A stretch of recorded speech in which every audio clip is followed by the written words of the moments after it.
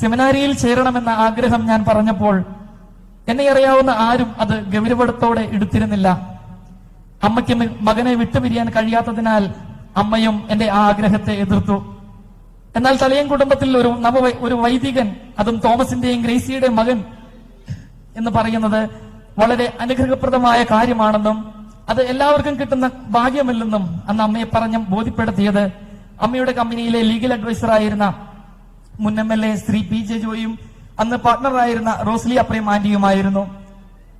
എന്റെ പരിശീലനത്തിന്റെ നാളുകളിൽ എന്റെ സുഖവിവരങ്ങൾ അന്വേഷിപ്പിക്കുകയും ലഭിച്ച ദൈവവിളിയിൽ ഉറച്ചു നിൽക്കുന്നതിനെ പ്രോത്സാഹിപ്പിക്കുകയും ചെയ്ത ശ്രീ PJ ജോയ്ക്കും ആന്റിക്കും ഒത്തിരി സ്നേഹത്തോടുകൂടി നന്ദി പറയുന്നു, പ്രാർത്ഥനയിൽ ഓർക്കുന്നു.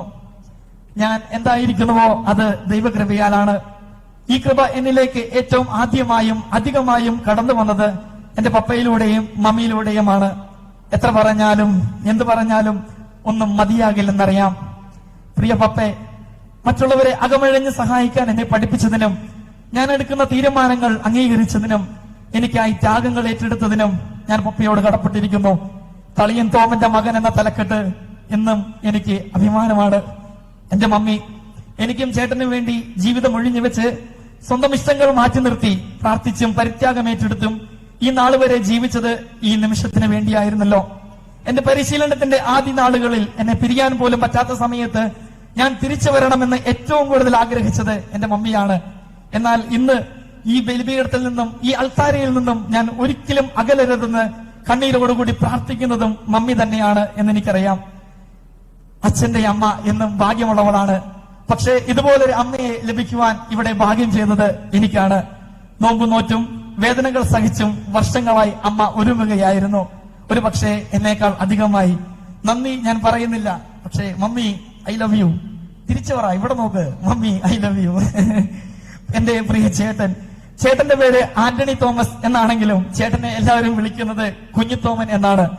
പേര് സൂചിപ്പിക്കുന്നത് പോലെ പ്രവൃത്തിയിലും ചേട്ടൻ എനിക്കൊരു കുഞ്ഞ് അപ്പൻ തന്നെയായിരുന്നു.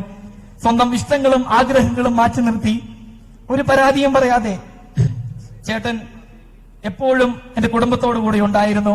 അതുകൊണ്ട് തന്നെ ഞാൻ ഒരിക്കലും വീടിനെ കുറിച്ച് വ്യാകുലപ്പെട്ടിരുന്നില്ല. എന്റെ ജീവിതത്തിൽ ഒരിക്കലും മറക്കാത്ത ദിനമായി ഇന്നിനെ മാറ്റുവാൻ ചേട്ടൻ നടത്തിയ ഓട്ടം അവർണ്ണനീയമാണ്.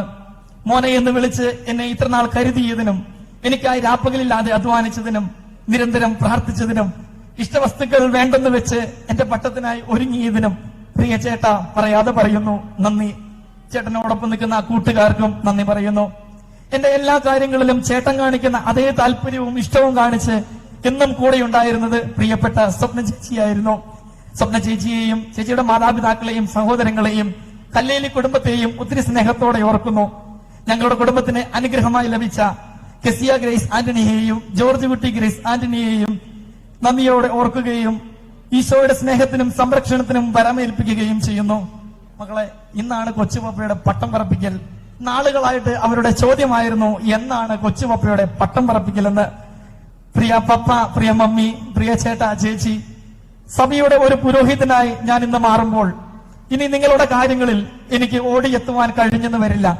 പക്ഷേ ഇന്ന് ഞാൻ നിങ്ങൾക്ക് ഒരു ഉറപ്പ് തരുന്നു, ഞാൻ ഇനി മരണം വരെ അർപ്പിക്കാൻ പോകുന്ന ഓരോ ദിവബലികളിലും എന്നെ കൊണ്ട് ആകുന്ന രീതിയിൽ ഞാൻ നിങ്ങളെ ഓർക്കും, നിങ്ങൾക്കായി ഇടപെടാതെ മുടങ്ങാതെ പ്രാർത്ഥിക്കും എന്നൊരു ഉറപ്പ് മാത്രം.